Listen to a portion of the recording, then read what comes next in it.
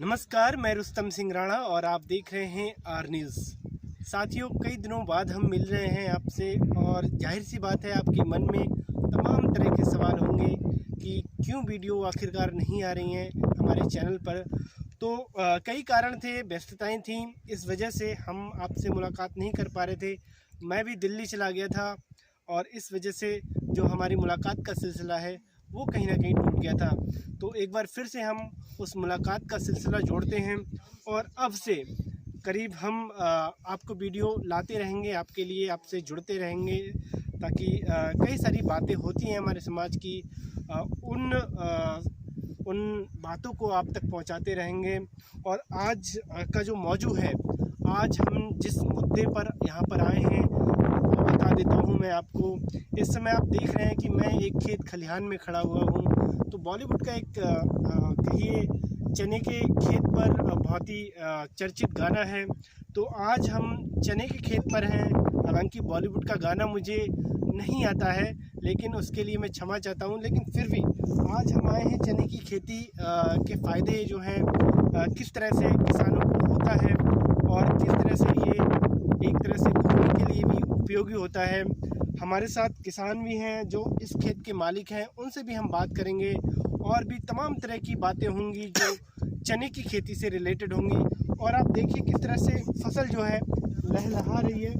और आप देखिए चने की खेती एक तरह से दलहन फसल है, दाल होती है और दाल भारत में कम ही उगाई जाती है, जिससे कि हमें अन्य देशों से भी इसे मंगाना पड़ता है। और हमारे साथ आज इस मुद्दे पर बातचीत करने के लिए सुरेश राणा जी हैं जो इस खेत के मालिक हैं। उनसे हम जानेंगे कि आखिर इस फसल का एक तो उपयोग क्या है, इसके फायदे क्या हैं और किसानों को ये फसल क्यों लगानी चाहिए, इसका कमर्शियली कितना फ़ायदा होता है। सुरेश जी, आप हमारे चैनल पर पहले भी आ चुके हैं, फिर एक बार आपका स्वागत है। नमस्कार किसान भाई, धन्यवाद रुस्तम जी। एक बार मैं फिर से परिचय करा देता हूँ सुरेश जी। यहाँ के हमारे क्षेत्र के सितारगंज, नानमुता, खटीमा क्षेत्र के आप सामाजिक कार्यकर्ता हैं, आपकी भूमिका रहती है। लेकिन उससे पहले आप एक किसान हैं और किसान ऐसे वैसे नहीं है। आपने देखा होगा पिछले एपिसोड में हमारा, आपने जो है प्रधानमंत्री से बात की है और अपने अनुभव, किसानी के जो अनुभव है वो प्रधानमंत्री तक पहुंचाया है। इसलिए आपकी बातें हमारे चैनल पर किसान भाइयों तक पहुंचाना वो भी महत्वपूर्ण हो जाती है।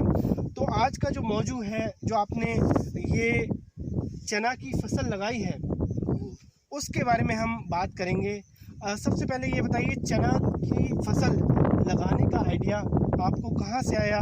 क्योंकि जिस तरह से हम देखते हैं कि एक तरह से यहाँ पर कमर्शियल जो खेती है, या यूँ कहें कि एक ठर्रे वाली जो खेती है वो लगाई जाती है, लेकिन चना की खेती या दलहन की फसल कम ही लगाई जाती हैं। तो एक बार ये बताइए।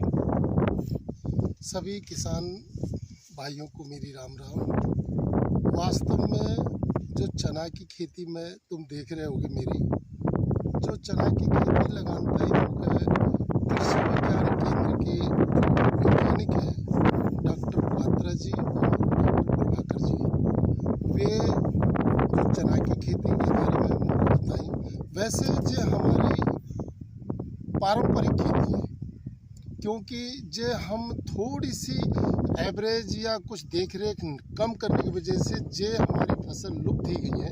लेकिन अब जो साइंटिस्ट लोग और जो वैज्ञानिक लोग जो हमें बार बार कह रहे हैं ना कि फसल चक्र अपनाओ, बाकी बारे में वे मौके पिछले 2 साल से अब मैं चना की खेती की ओर जा रहा हूँ। और आप मेरी चना की फसल देख रहे होंगे।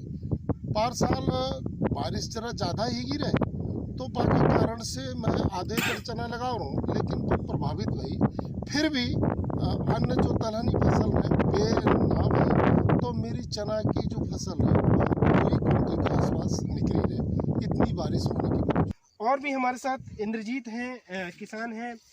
सुरेश जी उन्हों के प्रेरित करी हैं, या यूँ कहें कि वैज्ञानिक जो हैं उन्हों के प्रेरित करी हैं कि आप जो हैं दलहन फसल खासकर चना की खेती करें। इंद्रजीत जी, ये बताइए किस तरह का अनुभव है आपको इस फसल को लगाने का? अनुभव तो हमारी समझ में कुछ सही आया, मगर कुछ खेती की कमी होने के कारण थोड़े बो पाते हैं, ज़्यादा नहीं बो सकते। तो भाई साहब ने हमारी बहुत मदद की। जब भी कोई बीज मतलब आते हैं हमारे अधिकारी बांटने, तो हमें बुला बुला कर ये दिलवाते हैं कि ये बो ये बो। तो इनके कहने से हमने काफ़ी मतलब थोड़ा थोड़ा कुछ जागरूक हुए हम। हमें भी लगा कि अच्छा है, जो थोड़ी थोड़ी फसल ये बोनी चाहिए। कभी मसूर बो लिया, थोड़ा बहुत कभी ये चना, कभी ये मक्का का बीज आया, थोड़ी थोड़ी मक्का बो ली हमने। तो आप जो हैं सुरेश जी, यहाँ के तमाम और किसान हैं उनको भी ये प्रेरित करते हैं कि वो फसल चक्र को अपनाएं और जो कृषि की एक तरह से भूमि की जो पोषक तत्व है वो कहीं ना कहीं बनी रहे। सुरेश जी, जो बताओ कि चना की फसल के बाद अब आपको जैसे कि जो फसल ही जाएगी तो जाके बाद आप कौन सी फसल में बोएंगे? जाम में तो अब सीधे बरसात को धान लगाएंगे। अच्छा, बरसात को धान लगाएंगे। बस एक बात मैं किसान से कहता हूँ कि जो किसान मेरे हैं वास्तव में हमके खेती मन से करेंगे तो ऐसी कौन सी चीज़ है जो हमके घाटा देगी।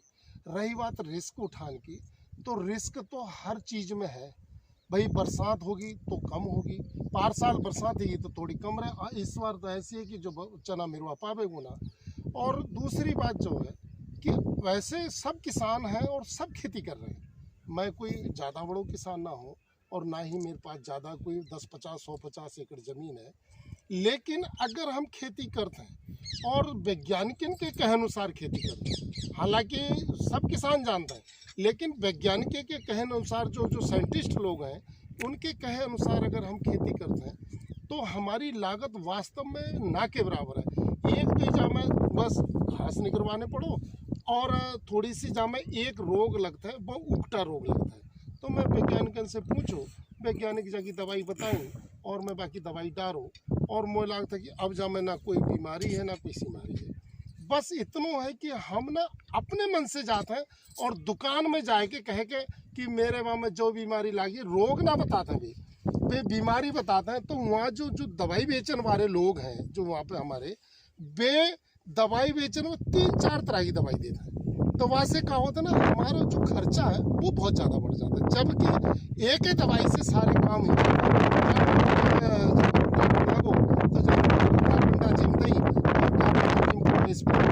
और वो बहुत से वैसे फिर मैं वैज्ञानिक से बात करूं। तो इसलिए हम वैज्ञानिक जो साइंटिस्ट लोग हैं रुस्तम जी, उनकी बात के हमें मानने पड़ेगा, वहाँ से हमारी फसल ठीक रहेगी। वरना तो भाई देखो, खेती तो सभी करते हैं और मुँह के शौक लगी। आज मेरे बीच में जो मेरे सब किसान हैं, जो हमारे वैज्ञानिक लोग आते हैं तो वे बीच में हमें बताते हैं। अब मैं बीच में कई साल से 3-4 साल से मक्का की खेती करता रहा हूँ। तो मक्का की खेती करने से कि बेमौसमी धान कम लगे और जो पानी को जल स्तर है ठीक रहे, क्योंकि पानी को जल स्तर भी गिर गया है। तो वहाँ से कहा है कि अगर हम जो मक्का की जो क्या कहते हैं मटर और लाही की जगह में अगर हम मक्का की खेती करते हैं तो वहाँ से कहा है कि हमारा पानी की जल स्तर ठीक रहा हो, तो हमें कम सिंचाई लगता है और कम पानी लगता है। तो मैं सब किसान भाइयों से कहता हूँ कि भाई हमें कुछ ना कुछ अलग हटके खेती करनी चाहिए। आज हमारी जो पारंपरिक खेती है, हमारे बड़े बूढ़े चाहे खेती करते हैं, पहले बताते रहे कि चाहे क्षेत्र में चने और मसूर होते रहे और भरपूर मात्रा में। आज की डेट में 80 रुपये किलो चना और 90 रुपये किलो चना बाजार में बिक रहा है। अरे हम 50-60 रुपये किलो को चना मेरे घर से बिक जाओगे तो क्या बुरा है। और वैज्ञानिक लोग बताई ना, मैं कहता हूँ कि वैज्ञानिक लोग बताई तो जामे लगभग मौके ऐसा लगता है कि 3-4 कुंटल चना निकले हो। अगर 4 कुंटल भी चना निकल गो मेरे आधे एकड़ में, तो तब भी 6 चौक 24-25 हज़ार रुपये भी जाओ तो का बुरो है। और मेरी ज़मीन की उपजाऊ क्षमता और ठीक ही जाएगी तो का बुरो है। इतनी बात मैं कहना चाहता हूँ। तो कई बार ये होता है कि हम लोग रिस्क नहीं उठाते, लेकिन किसी ने कहा है कि रिस्क है जहाँ रिस्क है वहाँ इश्क है। और वास्तव में अगर आप अपनी कृषि में क्योंकि हमारी ज़्यादातर ऑडियंस जो हमें देखती है, जो आप लोग हैं, उनका कहीं ना कहीं रिलेशन जो है कृषि से है। एक कृषक परिवार से वो आते हैं। तो आप जब आप उन्नत किस्म की खेती करते हैं या फिर खेती में नए नए प्रयोग करना चाहते हैं, तो आपको सुरेश जी या फिर जो भी इस तरह की खेती करते हैं, ऐसे लोगों से संपर्क करना चाहिए।